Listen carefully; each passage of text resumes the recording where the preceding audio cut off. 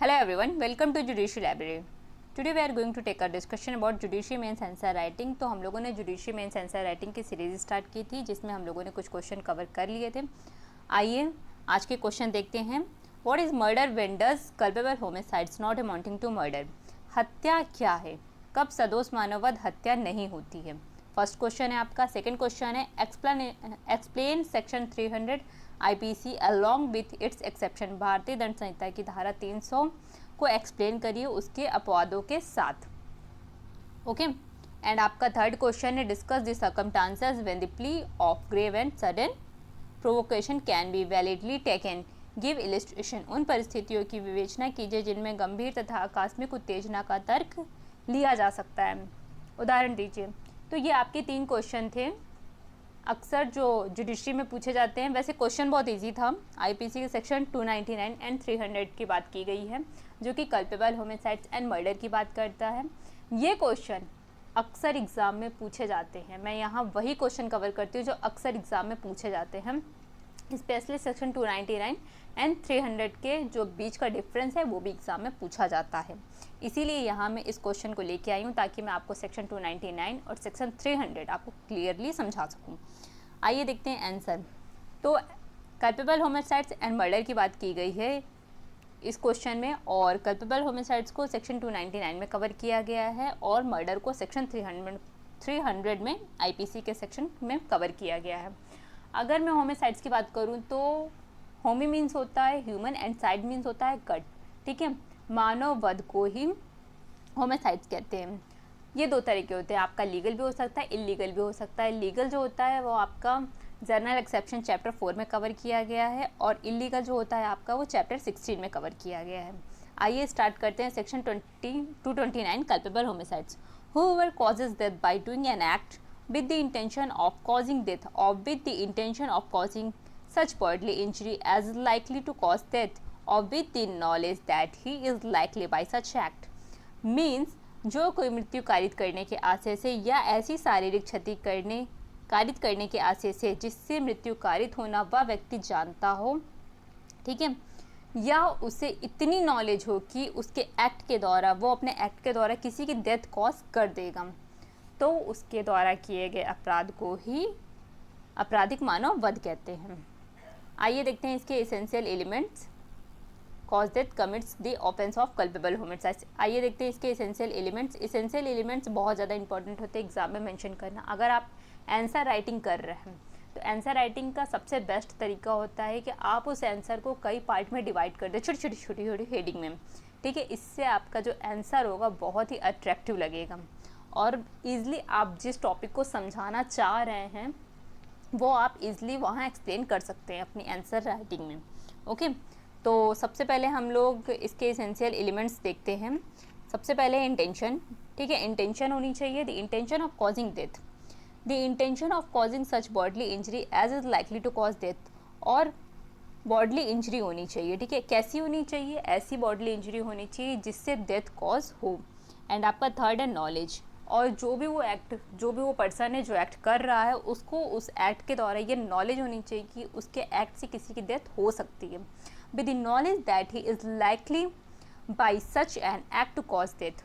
उसको अपने एक्ट से इतनी नॉलेज होनी चाहिए कि वो अपने एक्ट से किसी की डेथ कॉज कर देगा. तो ये 3 इसेंशियल एलिमेंट्स है आपके सेक्शन 299 के. ओके. आइए अब देखते हैं इसका illustration. A lays stick and turf over a pit with the intention of thereby causing death or with the knowledge that death is likely to be thereby caused. Jet believing the ground to be firm treads on its fall in and is killed. A has committed the offense of culpable homicides. means जो A रहता है वो एक गड्ढे पे पत्तियां बिछाता है, सूखी पत्तियां बिछाता है इस आशय से कि वो किसी की मृत्यु कारित कर दे. ठीक है. किसी की डेथ कॉज कर दे. जेड जो होता है वो ये बिलीव करते हुए ज़मीन पे चलता है कि ज़मीन जो है वो फर्म है, सुदृढ़ है. ठीक है. जिस पे वो ईजिली चल सकता है. बट उसे नहीं पता रहता है कि वहाँ एक गड्ढा रहता है जिसके ऊपर लीफ बिछी हुई है और वो उस गड्ढे के ऊपर जैसे ही पहुँचता है तो वो उस गड्ढे में गिर जाता है जिसके कारण जो जेड की जो जान रहती है वो चली जाती है, जेड की हत्या हो जाती है, जिसके कारण ए लाइबल होगा। किस अपराध के लिए होगा? तो ये कल्पेबल होमिसाइड्स के लिए होगा। ओके, एंड नेक्स्ट है आपका एक्सप्लेनेशन। आइए इसकी एक्सप्लेनेशन देखते हैं। एक्सप्लेनेशन मेंशन करना भी इंपॉर्टेंट होता है। सबसे पहले तो एक्सप्लेनेशन अपने माइंड में रखिए। एक्सप्लेनेशन और इलिस्ट्रेशन, इलिस्ट्रेशन से तो डायरेक्ट क्वेश्चन बनते हैं एग्जाम में। एक्सप्लेनेशन है a person who causes bodily injury to another who is laboring under a disorder, disease or bodily infirmity and thereby accelerate the death of that other shall be deemed to have caused his death। Means अगर कोई person है, ठीक है, जो दूसरे व्यक्ति को जो किसी रोग के कारण या फिर शारीरिक क्षति के कारण दूसरे की मृत्यु कारित करता है, जो किसी ऐसे डिसऑर्डर डिजीज़ के कारण सफ़र कर रहा है और दूसरा पर्सन ये जानते हुए कि उसको हर्ट करता है, ठीक है, जिसके कारण उसकी डेथ कॉज होती है, तो वो इस सेक्शन के अंदर कल्पेबल होमिसाइड्स का अपराध करता है। एंड नेक्स्ट है आपका explanation 2। Where death is caused by bodily injury, the persons who causes such bodily injury shall be deemed to have caused the death, although by restoring to proper remedies and skillful treatment, and death might have been prevented। Means आपका जो second explanation है, जहाँ की शारीरिक क्षति से मृत्यु कारित की गई हो, मीन्स ऐसी कोई बॉडली इंजरी की गई हो जिसके कारण डेथ हुई हो, और जिस व्यक्ति ने ऐसी शारीरिक क्षति कारित की हो उसने वह मृत्यु कारित की हो, या समझा जाएगा कि वो जो कौशलपूर्ण और चिकित्सा से उसकी मृत्यु रोकी जा सकती थी पर रोकी नहीं गई, ठीक है। तो ऐसे में आपका जो एक्सप्लेनेशन 2 है वहाँ कल्पेबल होमिसाइड्स में एप्लीकेबल होगा। आपका एक्सप्लेनेशन 3 की अगर मैं बात करूँ, एक्सप्लेनेशन 3 आपका बहुत ही ज़्यादा इंपॉर्टेंट है। ये अक्सर एग्जाम में पूछा जाता है। कभी इससे डायरेक्ट क्वेश्चन बनता है तो कभी इससे इनडायरेक्ट क्वेश्चन बनता है, और ना सिर्फ मैं मेंस की बात कर रही हूँ, यहाँ से इंटरव्यू में भी क्वेश्चन बनता है, ठीक है। आपका जो एक्सप्लेनेशन 3 है, the causing of the death of child in the mother wombs is not homicides. सबसे पहले बोला गया है कि अगर मदर्स के वूम्स में किसी चाइल्ड की डेथ की जाती है तो वो कल्पेबल होमिसाइड्स नहीं है, but it may amount to culpable homicide to cause the death of a living child if any part of the that child has been brought forth, though the child may not have breathed or been completely born। means अगर कोई living child है, ठीक है, और उसका जो body का पूरा पार्ट है वो वूम से बाहर नहीं आया है या फिर उसने अभी तक सांस भी नहीं लिया, तो उसकी डेथ कॉज की जाती है, तो यहाँ कल्पेबल होमिसाइड्स का जो ऑफेंस है वो एप्लीकेबल होगा। और अगर मैं एक्सप्लेनेशन 3 की बात करूँ तो आप आईपीसी का सेक्शन 316 खोल के देखेंगे तो वहाँ की जो हेडिंग है वो साफ साफ कहती है causing death of quick unborn child by act amounting to culpable homicides. तो अगर आपसे ये क्वेश्चन इंटरव्यू में पूछा जाता है कि अगर कोई व्यक्ति जो किसी ऐसे अजन्मे बच्चे की डेथ कॉज कर देता है जो अपने मदर्स के वूम्स में है, तो कौन सा ऑफेंस बनेगा, तो वहाँ आपका सिंपली है कल्पेबल होमिसाइड्स का ऑफेंस बनेगा। ओके, वहाँ मर्डर नहीं होगा। Punishment, section 304 punishment for culpable homicides not amounting to murder. तो सेक्शन 299 में आपका कल्पेबल होमिसाइड्स को कवर किया गया है और इसकी पनिशमेंट आपकी कवर की गई है सेक्शन आईपीसी का सेक्शन 304 में। Whoever commits culpable homicides not amounting to murder shall be punished with imprisonment for life or imprisonment of either description for a term which may extend to 10 years and shall also be liable to fine if the act by which the death is caused is done with the intention of causing death or of causing such bodily injury as is likely to cause death। Means आपका जो first paragraph है इसका section 304 का, वो कहता है कि जो भी व्यक्ति कल्पेबल होमिसाइड्स का ऑफेंस करेगा उसकी जो पनिशमेंट होगी वो सबसे पहले आपकी देखिए ये है इम्प्रिजनमेंट फॉर लाइफ, ठीक है। आपका इम्प्रिजनमेंट फॉर लाइफ होगा जो कि मैक्सिमम होगा, ठीक है, और आपका जो मिनिमम होगा वो आपका होगा 10 ईयर। ओके, एंड आपका सेकेंड पैरा देखते हैं, लेकिन इसके लिए सबसे ज़रूरी है इंटेंशन। आप जो भी एक्ट कर रहे हैं आपकी उसमें इंटेंशन होनी चाहिए, उसमें नॉलेज होनी चाहिए। ओके, अगर आपकी इंटेंशन भी है, नॉलेज भी है, तो आपको पैराग्राफ 304 के पैराग्राफ 1 के अकॉर्डिंग पनिश किया जाएगा। एंड नेक्स्ट है आपका सेकेंड पैराग्राफ, आइए देखते हैं। और with imprisonment of other description for a term which may extend to 10 year और विथ फाइन। सबसे पहले तो इसमें बोला गया है, देखिए आपका ओनली 10 ईयर, ठीक है, यहाँ कहीं भी इम्प्रिजनमेंट फॉर लाइफ का यूज़ नहीं किया गया है। और with imprisonment of other description for a term which may extend to 10 year और विथ फाइन और with both if the act is done within knowledge. जो एक्ट होना चाहिए वो डन होना चाहिए within knowledge that is likely to cause death but without any intention. यहाँ क्या वर्ड यूज़ हुआ है? Without any intention. ध्यान रखिएगा, विदाउट एनी इंटेंशन की बात हुई है। पैराग्राफ अगर आप लोग 1 पढ़ेंगे 304 का, तो वहाँ आपके विद इंटेंशन की बात की गई है, वहाँ नॉलेज भी होनी चाहिए, इंटेंशन भी होनी चाहिए। बट आप पैराग्राफ 2 पढ़ेंगे सेक्शन 304 का, तो यहाँ विदाउट एनी इंटेंशन की बात की गई है। अगर आपकी विदाउट एनी इंटेंशन किसी की डेथ कॉज करते हैं तो आपकी जो इम्प्रिजनमेंट होगी वो 10 ईयर तक की होगी। और to cause such bodily injury as is likely to cause death, तो ये आपका सेक्शन 304 था जो कि 299 के पनिशमेंट की बात करता है। आइए हम लोग देखते हैं सेक्शन 300 जो कि मर्डर को डील करता है। Except in the cases hereinafter excepted culpable homicides is murder. जो सारे कल्पेबल होमिसाइड्स होते हैं, ओके, अपवादिक दशाओं को छोड़कर आपराधिक मानववध हत्या होती है। जितने भी कल्पेबल होमिसाइड्स होते हैं वो मर्डर ही होते हैं, ओके, सिर्फ और सिर्फ एक्सेप्शन को छोड़ के।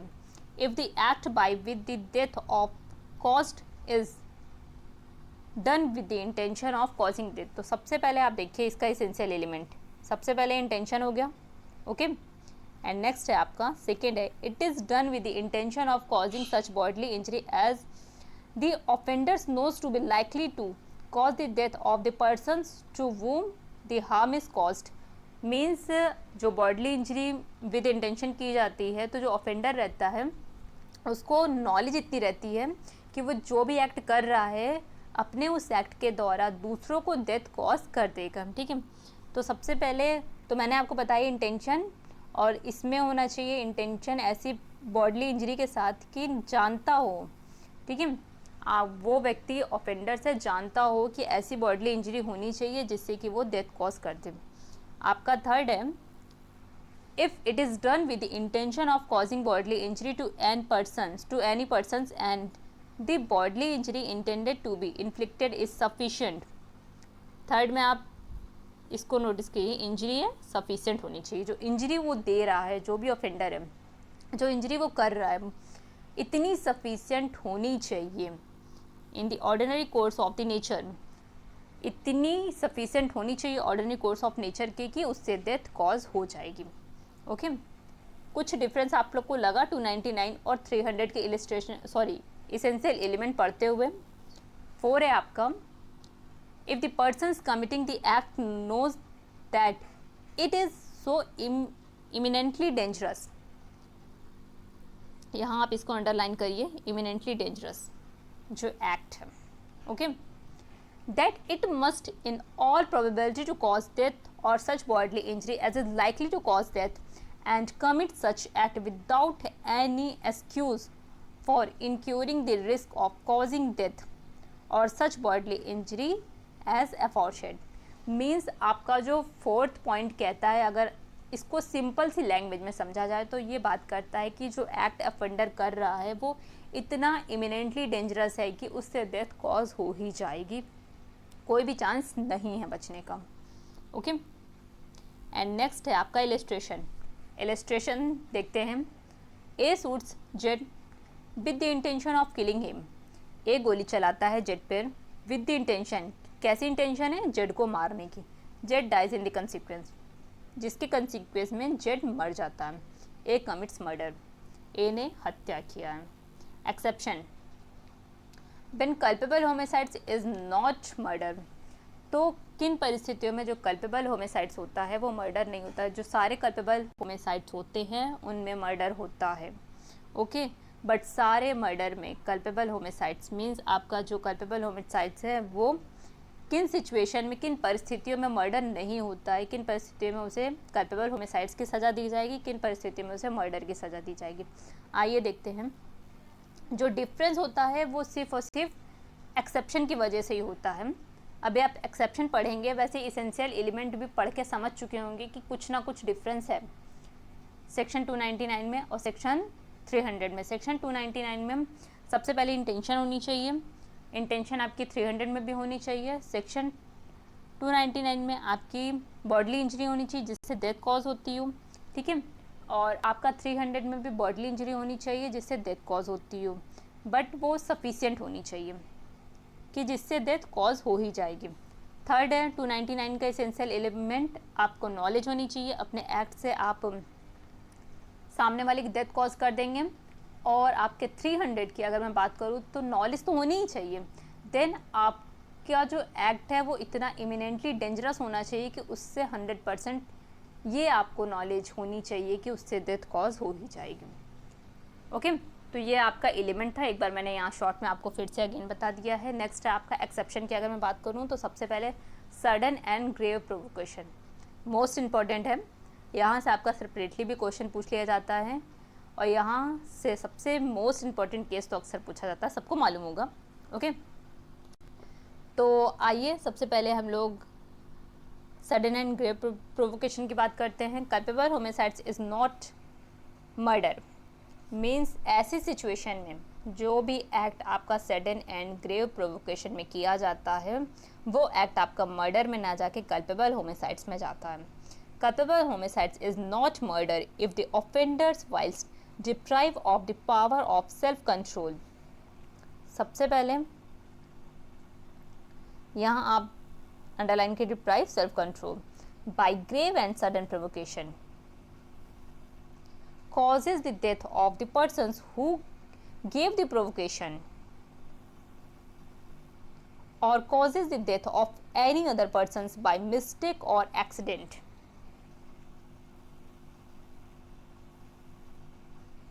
ओके, तो ये आपका सडन एंड ग्रेव प्रोवोकेशन है कि कोई ऐसा व्यक्ति जो सामने वाले व्यक्ति को प्रोवोकेशन दे रहा है, ओके, और ऐसा अचानक प्रोवोकेशन दे रहा है, सडन प्रोवोकेशन दे रहा है जिससे सामने वाला व्यक्ति अपना जो ब्रेन है, अपना सेल्फ कंट्रोल है वो लॉस कर देता है, ठीक है, और सेल्फ कंट्रोल उसका लॉस होने की वजह से ही वो क्या करता है, अटैक करता है, जिसके कारण डेथ कॉज होती है मिस्टेक से या एक्सीडेंट से, जैसे भी होती है।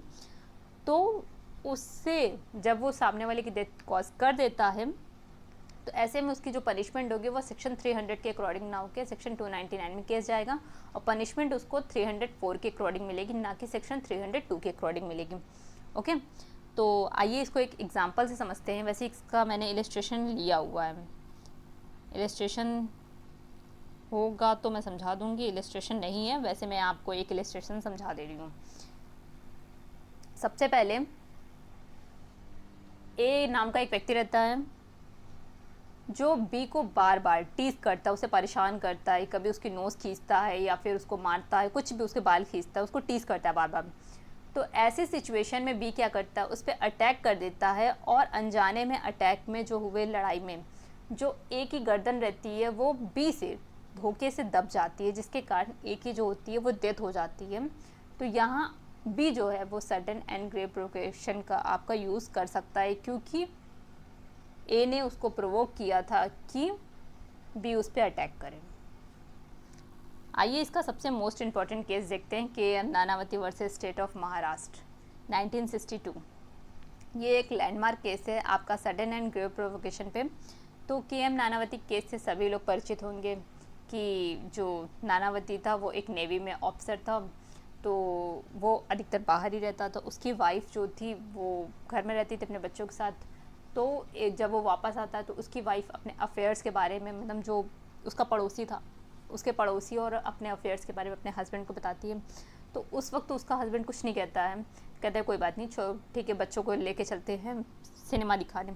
तो सबके सब सिनेमा चले जाते हैं, वहाँ देखते हैं मूवी वगैरह वगैरह।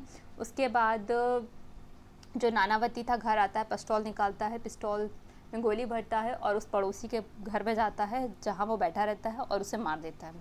उसके बाद वो अपनी वाइफ को लेके आता है। जब केस होता है तो इस केस में के.एम. नानावती कहता है कि उसने जो एक्ट किया वो सडन एंड ग्रेव प्रोवोकेशन में था, बट कोर्ट क्या कहती है कि नहीं, जब उसकी वाइफ ने उसको ये बात बताई तब वहाँ sudden and grave provocation use किया जा सकता था। तब अगर वो डेथ करता अपने पड़ोसी की, तब वहाँ इसका एक्सक्यूज़ लिया जा सकता था। बट उसके पास जो भी टाइम था, उस मतलब ये बताने के बाद वो सिनेमा गया, वहाँ से आया, तो उसके पास काफ़ी टाइम था अपने ब्रेन को शांत करने का, ठीक है, अपनी सेल्फ कंट्रोल पावर को वापस गेन करने का। उसके पास सफिशिएंट टाइम था, सोचने समझने का, सब कुछ का सफिशिएंट टाइम था।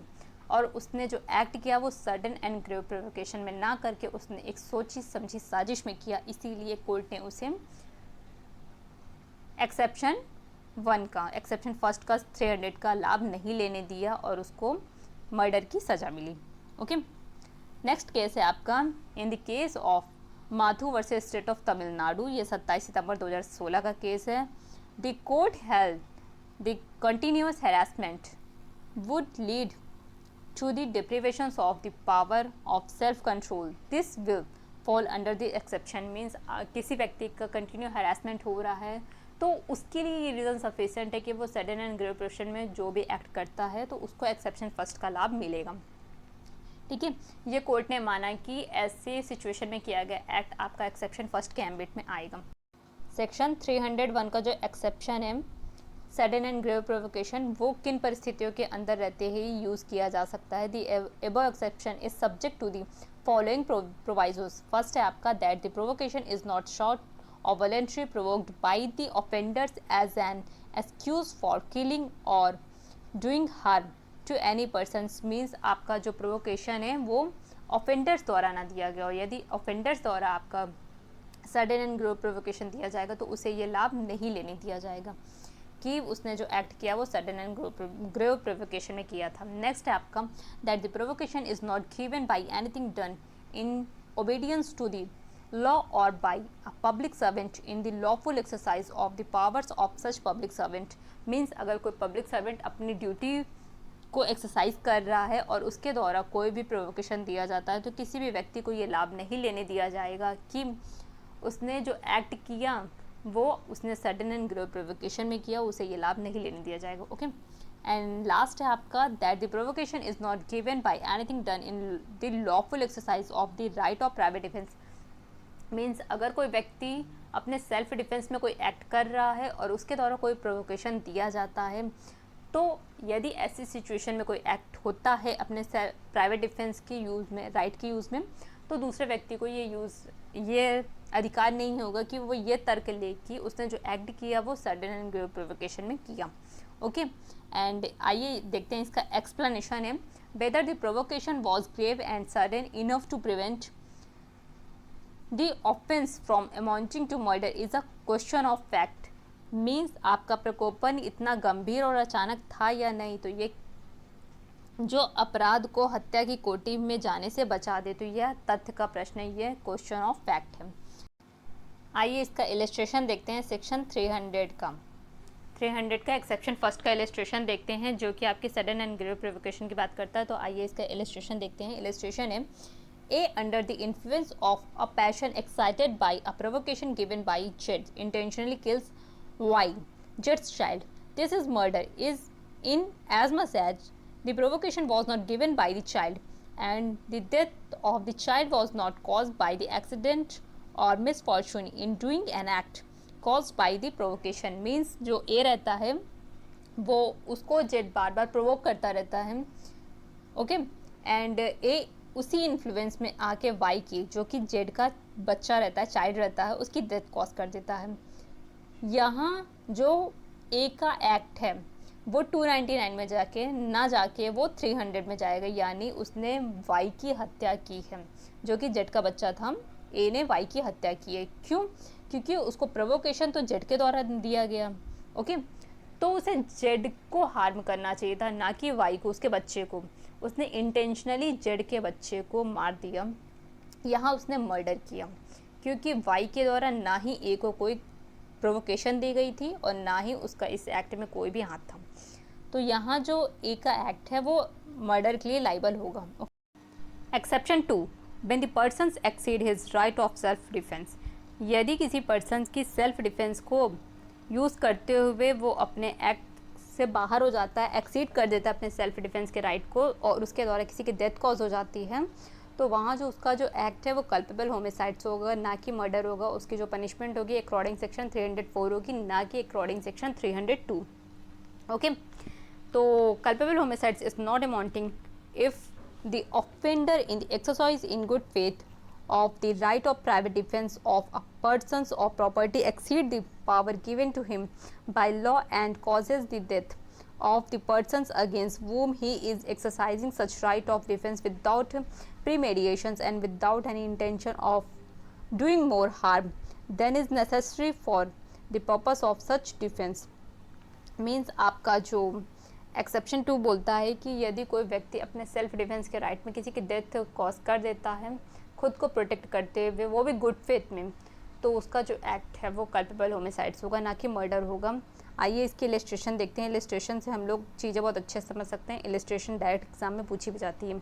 इलस्ट्रेशन है Z attempts to horsewhip A not in such a manner as to cause grievous hurt to A draws out a pistol, Jets persist in the assault, A believing in good faith that he can by no manner other means prevent himself from being horsewhipped, shoots Jet death.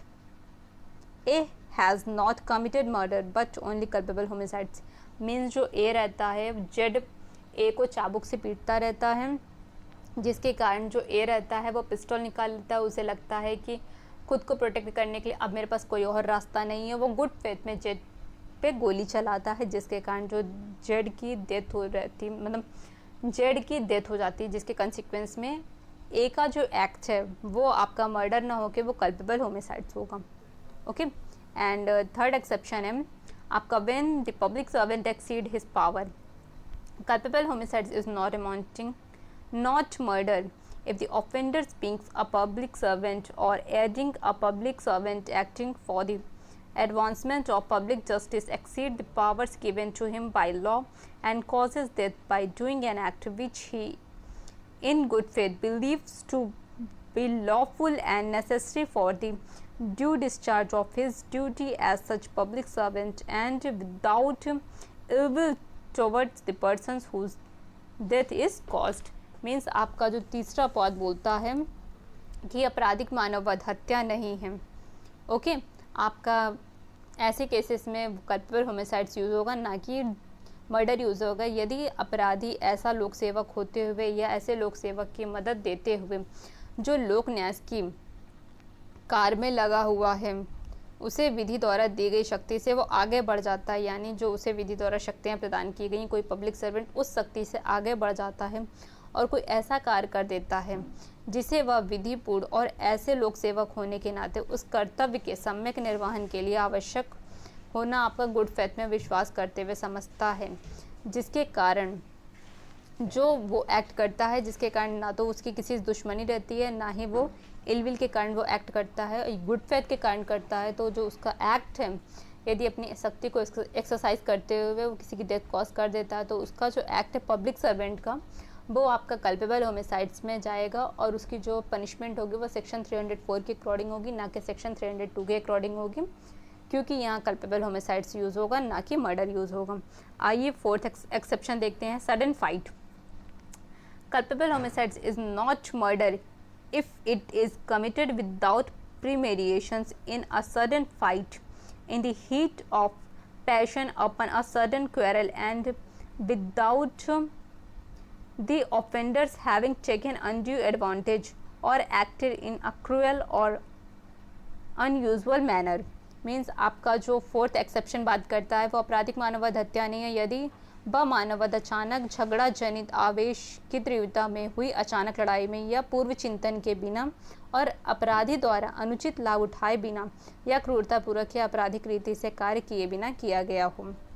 Means कोई ऐसा act जो दो व्यक्ति आपस में अचानक लड़े, ए और बी अचानक किसी बात पे लड़ाई करते हैं, ओके, एंड लड़ाई के कंसिक्वेंस में ए के द्वारा जो है बी की जो है डेथ हो जाती है, तो जहाँ ए का जो एक्ट है वो आपका कल्पेबल होमिसाइड्स में जाएगा, ना कि आपका मर्डर में जाएगा। क्यों? क्योंकि ऐसे एक्ट के बारे में ना ए ने पहले सोचा था कि उस लड़ाई में बी की उसके हाथों डेथ हो जाएगी, ना ही उसको मारने की उसकी इंटेंशन थी, ना ही उसकी नॉलेज थी, तो उसका जो एक्ट है वो आपका कल्पेबल होमिसाइड्स में जाएगा। एक्सप्लेनेशन है इसकी, it is immaterial in such cases which party offers the provocations और कमिट्स द फर्स्ट असॉल्ट। ऐसी दशाओं में यानी सडन फाइट में यह तथ्यहीन है कि कौन सा पक्ष आपका प्रोवोकेशन पहले देता है या फिर पहले हमला करता है, ये आपका इमटेरियल है। इसका केस है इन the case of Narayana Ner versus the state of Travancore.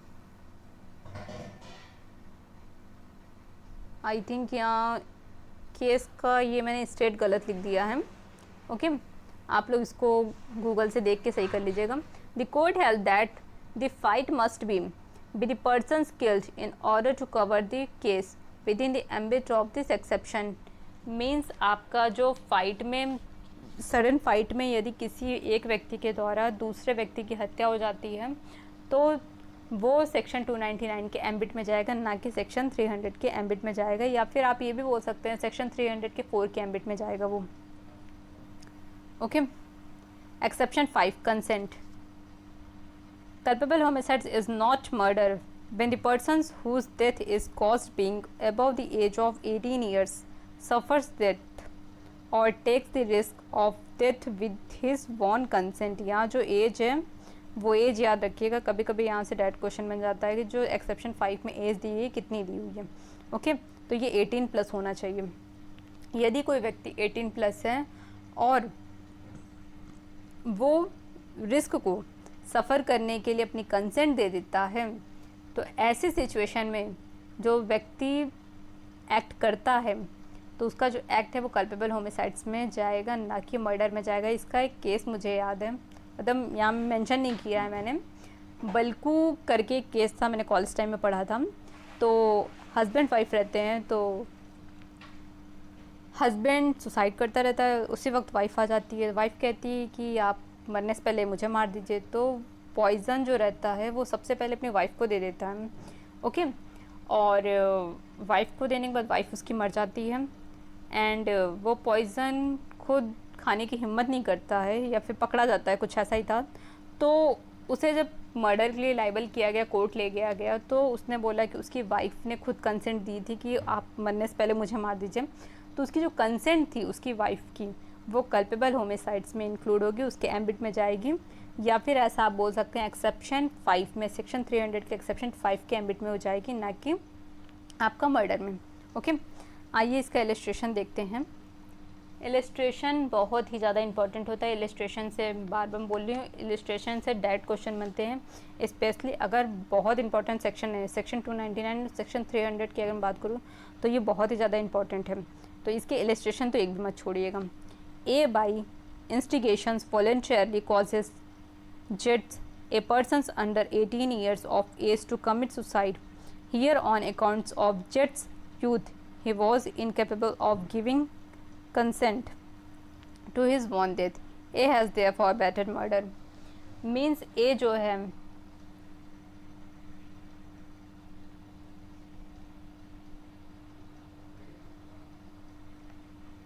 ठीक है, जेड जो है वो 18 ईयर से कम का एक पर्सन है, ठीक है। ए उसको क्या करता है, इंस्टिगेट करता है सुसाइड के लिए, ठीक है। तो जैसे ही ए उसको इंस्टिगेट करेगा सुसाइड के लिए, वो 18 प्लस है, वो अपनी कंसेंट दे देता है और वो सुसाइड कर लेता है। यहाँ जो ए है वो एक्सेप्शन 5 का लाभ नहीं ले सकता है, क्यों?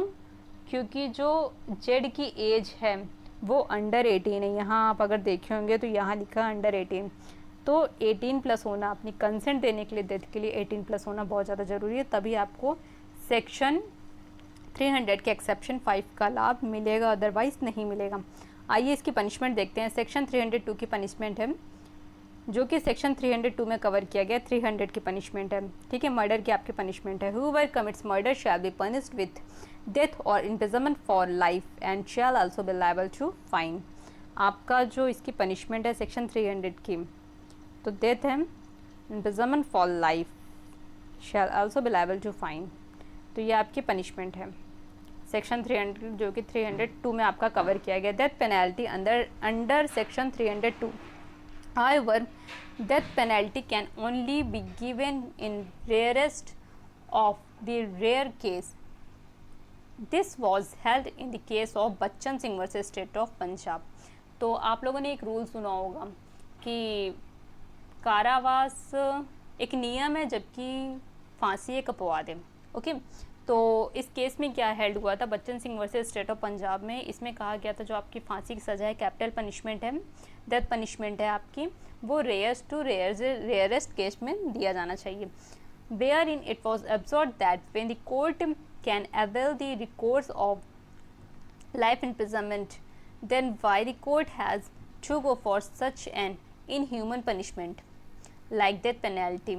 The Indian judiciary has defined certain conditions in which death penalty could be used as recourse. These were laid down in the Machi Singh versus State of Punjab, which are as follow. Means आपका ये तो बता दिया गया कि आपका rare to rarest case में दिया जाना चाहिए, बच्चन सिंह के केस में, कि कैपिटल पनिशमेंट आपके रेयर टू रेयरेस्ट केस में दिया जाना चाहिए। बट ये रेयर टू रेयरेस्ट केस है क्या, ये तो डिफाइन करें। तो फिर मच्छी Singh versus state of Punjab में ये डिफाइन किया गया कि क्या है रेयर टू रेयरेस्ट केस। तो यहाँ कुछ पॉइंट हैं, वैसे ये कोई फाइनल नहीं है कि फाइनल पॉइंट है कि नहीं इसी बेस पे दिया जाना चाहिए, कोर्ट की ये डिस्क्रिशन पावर है। ठीक है, आपका वैसे मेंशन है कि 300 के अकॉर्डिंग आपको डेथ कैपिटल पनिशमेंट मिलनी चाहिए, लेकिन वहाँ इम्प्रिजनमेंट फॉर लाइफ का भी प्रोविजंस है। तो ये कोर्ट पे डिपेंड करता है, ये कोर्ट की डिस्क्रिशन पावर है, वो आपको क्या देता है, आपका एक्ट कैसा है, कितना हीनियस है। ठीक है, तो उसके अकॉर्डिंग ही कोर्ट पनिशमेंट देगी। आइए देखते हैं what is rare and rarest case. When the murder committed is extremely brutal, जो आपका एक्ट है वो बहुत ज़्यादा ब्रूटल है, रेडिकुलस है, डायबोलिक है, रिवॉल्टिंग है और रिप्रीहेंसिबल है, manners which evokes intention and extreme indigenous of the community, for the instance setting someone's house on fire with the intention to burn them alive. Means आपका जो act है वो बहुत ही ज़्यादा ब्रूटल है, बहुत ही ज़्यादा डायबोलिक है, ऐसा है कि बहुत ज़्यादा हीनियस है कि सपोज़ एक एग्ज़ाम्पल इसमें दिया हुआ है कि किसी भी व्यक्ति के घर में आग इस इंटेंशन से लगा देना कि वो उस आग में जिंदा ही जल जाए, इसे आप ब्रूटल कह सकते हैं। द नेक्स्ट है the magnitude of the crime is at the large scale which the means causing multiple deaths. Means आपका जो एक्ट है वो बहुत ही ज़्यादा लार्ज स्केल पे, लाइक मैस केयर अगर मैं बात करूँ तो जलियांवाला बाग कांड की बात कर लीजिए। ओके, एंड नेक्स्ट है आपका थर्ड है when death is caused because of the caste and creeds of the persons। Caste and creed के कारण आपकी जो डेथ कॉज की गई है, इसमें आपका मैं एक एग्जांपल हॉनर किलिंग का एग्जांपल दे सकती हूँ।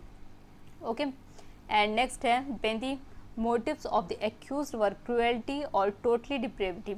मीन्स आपका जो एक्ट है एक्यूज्ड का वो बहुत ज़्यादा क्रुएल्टी पूर्वक है, ऐसे केसेस में अभी आपकी कैपिटल पनिशमेंट दी जा सकती है। When the murder's victim is an innocent child, a helpless women, a persons due to old age और infirmity, a public figure, etc।